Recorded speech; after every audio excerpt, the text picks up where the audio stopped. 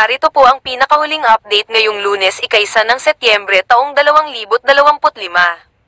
Ang low pressure area na minomonitor natin sa silangang bahagi ng Visayas ay tuluyan ng naglaho.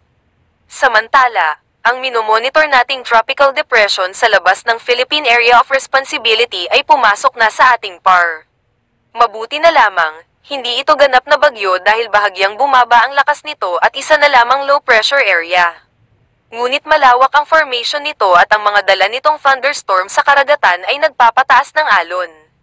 Sa pagpasok ng low pressure area, hinihila rin nito ang hanging habagat na nagmumula sa Timog Mindanao, na nagdudulot ng mga thunderstorm lalo na pagsapit ng hapon at gabi. Kapansin-pansin ang lawak ng LPA na hagip pa rin ang mga lugar ng Bicol Region, na nagdudulot din ng malawakang pag-ulan. Huling namataan ang LPA sa silangang bahagi ng ating bansa, 959 na kilometro silangan ng Palanan, Isabela. Dahil sa paghila ng LPA sa hanging habagat na nagmumula sa Palawan, dumadaan sa kanlurang bahagi ng Visayas, at tumatawid sa Bicol Region, inaasahan natin ang posibleng pag-ulan na 50 hanggang 100 mm sa Quezon Province, Camarines Norte, Camarines Sur, Catanduanes, Albay, Sorsogon, Masbate, Occidental Mindoro, Northern Samar, Antique, at Negros Occidental. Dahil dito, pinag-iingat natin ang ating mga kababayan sa mga posibleng pagbaha at pagguho ng lupa, lalo na sa mga mabababang lugar at mabundok na lugar. Dahil mayroon pa rin tayong minomonitor na low pressure area sa silangang bahagi ng ating bansa, manatili po tayong alerto at updated sa mga bagong ulat panahon. Dahil sa pagpasok ng LPA na nasa labas ng ating PAR, may senaryo na bahagyang lalapit ang LPA sa kalupaan. Makikita rin natin sa bagong inilabas ng PAGASA na Tropical Cyclone Threat Potential pagsapit ng ika-5 hanggang ika-11 ng Setyembre, may papasok na LPA sa silangang bahagi ng Luzon, na tugma naman sa kasalukuyan nating minomonitor na papasok sa ating PAR. Kaya manatiling alerto anumang oras dahil maaaring magbago ang sitwasyon, na posibleng lumapit pa at magpalakas sa hanging habagat, na makakaapekto naman sa buong Luzon. Pinapaalalahanan po natin ang ating mga kababayan na manatiling mag-antabay sa mga bagong ulat na aming ilalabas upang makapaghanda ng maaga. Dahil sa buwan ng Setyembre, inaasahan natin na may mga posibleng tatawid na bagyo sa gitna at hilagang bahagi ng ating bansa, base sa inilabas ng PAGASA na climatological trap para sa buwan ng Setyembre.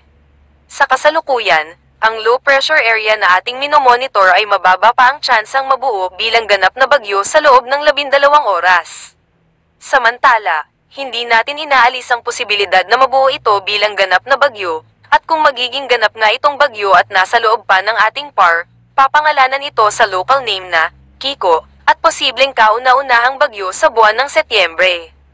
Bukod dito, mayroon pa rin tayong hanging habagat na patuloy na nakakaapekto sa kanlurang bahagi ng ating bansa, na nagdudulot ng maulap na papawirin at mga kalat-kalat na pag-ulan, lalo na sa kanlurang bahagi ng ating bansa. Mahalaga ang kaligtasan mo. Laging tandaan na maghanda at maging updated sa mga ulat panahon. Narito ang lagay ng panahon sa iba't ibang rehiyon ng ating bansa. Luzon. Dahil sa malawak na sakop ng LPA, inaasahan pa rin ang maulap na papawirin at pag-ulan, na posibleng umabot sa 50 hanggang 100 mm sa Quezon Province, Camarines Norte, Camarines Sur, Catanduanes, Albay, Sorsogon, Masbate, at Occidental Mindoro. Ito ay dahil sa pinagsamang epekto ng hanging habagat at ng LPA sa silangang bahagi ng Luzon. Pinapaalalahanan ng mga kababayan na maging alerto sa posibleng pagbaha at pagguho ng lupa.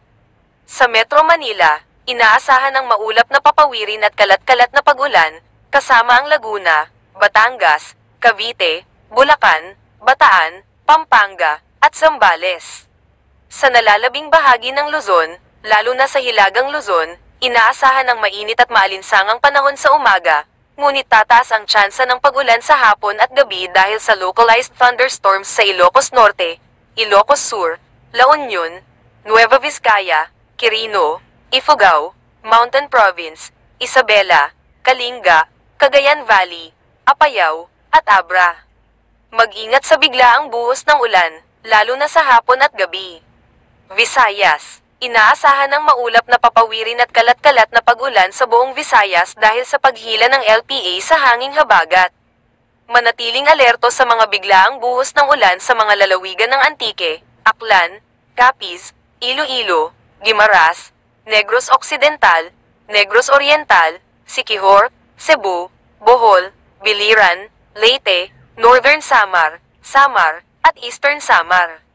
Mindanao. Dahil sa malawak na sakop ng LPA at sa paghila ng hanging habagat mula sa Timog Mindanao, inaasahan ang localized thunderstorms na nagdudulot ng maulap na papawirin at kalat-kalat na pag-ulan, lalo na sa Tawi-Tawi, Sulu, Basilan, Zamboanga del Norte, Zamboanga del Sur, Misamis Occidental, Lanao del Norte, Misamis Oriental, Bukidnon, Lanao del Sur, Cotabato, Maguindanao, Sultan Kudarat, South Cotabato, Sarangani, Agusan del Norte, Agusan del Sur, Surigao del Norte, at Dinagat Islands. Sa Davao Region, posibleng makaranas ng bahagyang pagsilip ng araw sa umaga, ngunit sa hapon at gabi, nariyan pa rin ang mga localized thunderstorms na magdudulot ng maulap na papawirin at kalat-kalat na pag-ulan. Palawan. Inaasahan din ang maulap na papawirin at kalat-kalat na pag-ulan dahil sa patuloy na epekto ng hanging habagat, lalo na sa kanluran. Karagatan. Wala pa ring nakataas na gale warning sa kahit anong baybayin ng ating bansa, ngunit mag-ingat pa rin sa mga nais pumalaot. Kapansin-pansin din ang pagtaas ng alon dahil sa thunderstorm at pagbugso ng hanging habagat. Laging magdala ng panangga sa matinding sikat ng araw at sa mga biglaang buhos ng ulan. Manatiling nakatutok sa mga bagong ulat panahon. Mag-subscribe sa aming YouTube channel at mag-share upang marami tayong mapaalalahanan. Ingat po tayong lahat.